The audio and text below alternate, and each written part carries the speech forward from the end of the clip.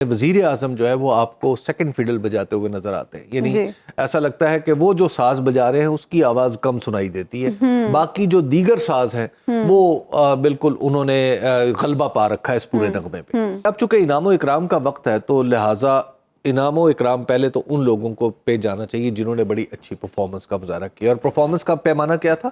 پاکستان تحریک انصاف کو اس کے اوپر ہر قسم کا جبر و قہر جو ہے نا اس کو نازل کرتے ہیں۔ جو سینئر ڈی آئی جی ہو یا ایڈیشنل آئی جی کے سطح کا آدمی ہو، وہ لگتا ہے اسلام آباد کی پولیس کا سربراہ۔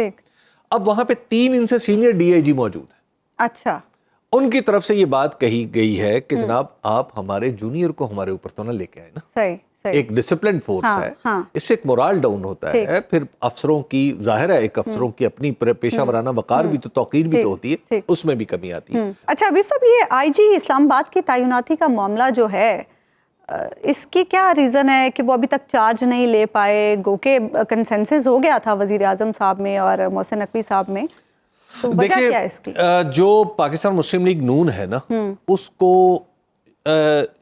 تیسری بار شادی کے بعد احساس ہو رہا ہے کہ اس سے پھر غلطی ہو گئی ہے۔ اچھا، ٹھیک ہے۔ اچھا، اب پرابلم یہ ہے کہ وہ چاہتی ہے، پاکستان مسلم لیگ نون کا ایک سیکشن یہ چاہتا ہے کہ جناب ہم اسی طرح ایک جمہوریت کا نعرہ لگائیں، ہمیں ایک جمہوری قوت سمجھا جائے، ہمیں ایک اسٹیبلشمنٹ کے اینٹی نہ بھی صحیح تو اسٹیبلشمنٹ کے ماتحت نہ سمجھا جائے۔ یہ ساری صورتحال ہے جو مسلم لیگ نون کا ایک سیکشن چاہتا ہے کہ اس کو رفع کیا جائے، کیونکہ ان کے خیال میں الیکشن میں ان کی جو شکست ہوئی ہے اور جو کہ بعض جگہ فارم 47 کے ذریعے بدل بھی دی گئی فتح میں، تو اس کی اصل وجہ یہ تاثر ہے کہ پاکستان مسلم لیگ نون اور اسٹیبلشمنٹ کے درمیان فاصلہ کم ہوتے ہوتے 0 ہو گیا تھا۔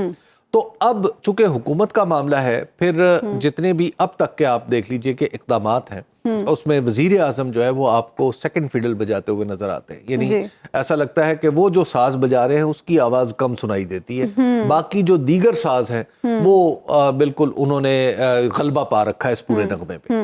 اسی طرح اس کی ایک مثال آپ دیکھ لیجئے کہ جناب محسن نقوی صاحب ہیں۔ محسن نقوی صاحب کے بارے میں کیا ہی اچھا فکرہ رانا ثناء اللہ صاحب کا ہے کہ یہ ان کی مہربانی ہے کہ وہ وزیر اعظم نہیں بنے، ورنہ وہ وزیر اعظم بن جاتے، وہ جو چاہے بن سکتے ہیں، وہ جو چاہے بن سکتے ہیں۔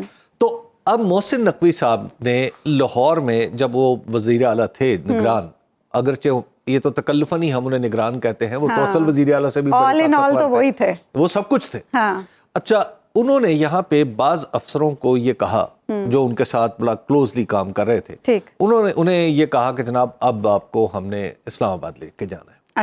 اچھا، بالخصوص جو جن کا نام علی ناصر جو رضوی صاحب ہیں، ان کا نام جو آئی جی اسلام آباد کے لیے آیا، تو آپ کو پتہ ہے کہ ان کی ایک آنکھ بھی 9 مئی کے واقعات میں کچھ اس کو نقصان پہنچا تھا، اور پھر انہوں نے جو کچھ لاہور میں بالخصوص پاکستان تحریک انصاف کے لوگوں کے ساتھ ہوا، اس میں ظاہر وہ ڈی اے جی آپریشن تھے تو ان کا بڑا اہم کردار رہا ہے۔ تو اب انعام و اکرام کا وقت آیا تھا۔ اچھا، یہ ان کا خیال ہے محسن نقوی صاحب کا کہ اب چونکہ انعام و اکرام کا وقت ہے تو لہٰذا انعام و اکرام پہلے تو ان لوگوں کو پہ جانا چاہیے جنہوں نے بڑی اچھی پرفارمنس کا مظاہرہ کیا، اور پرفارمنس کا پیمانہ کیا تھا؟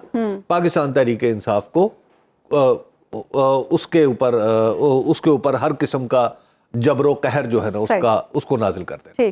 تو اب یہ ایک راستہ تھا، ایک طریق۔ اب اس کے علاوہ انہوں نے دیگر بھی چند افسروں کو کہا تھا کہ آپ ہمارے ساتھ آپ اسلام آباد جائیں گے۔ کچھ پنجاب گورنمنٹ کے تھے لوگ، انہیں کہا جی آپ ڈیپوٹیشن پہ آ جائیں گے۔ اب وہاں پہ جب گئے تو پہلا موقع یہ آیا کہ جناب آئی جی اسلام آباد چونکہ وزارت داخلہ کے تحت ہوتا ہے، تو انہوں نے اکبر ناصر خان کو وہاں سے الگ کیا۔ اب اکبر ناصر خان صاحب جو ہیں وہ آپ کو پتہ ہے کہ وہ وزیر اعظم جناب شہباز شریف صاحب کے بڑے اعتماد یافتہ شخص ہیں۔ یہ جو پنجاب میں سیف سٹی کا معاملہ تھا یہ بھی انہی کے ذمہ تھا، اور انہوں نے سیف سٹی پروجیکٹ بھی بڑا اچھے طریقے سے کیا۔ پھر جو حکیم حاذق جناب رانا ثناء اللہ صاحب جب وہاں پر وزیر داخلہ تھے تو ان کے نیچے آپ کو پتا ہے کہ یہی تھے علی اکبر صاحب، اکبر ناصر خان، معاف کیجیے گا۔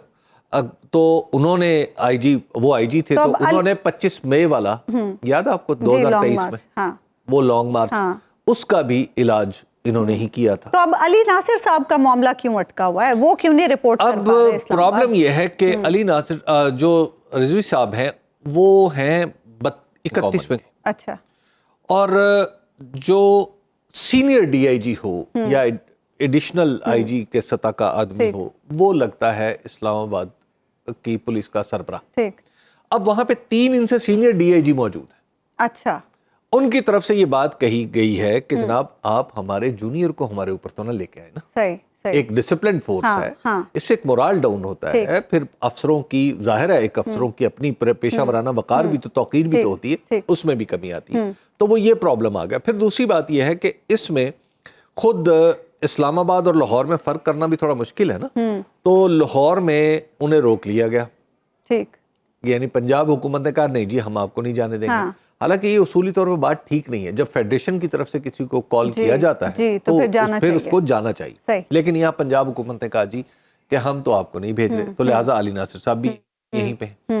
تو اب کچھ نئے نام سامنے آ رہے ہیں جس میں آر پی او راولپنڈی کا نام بڑا گونج رہا ہے.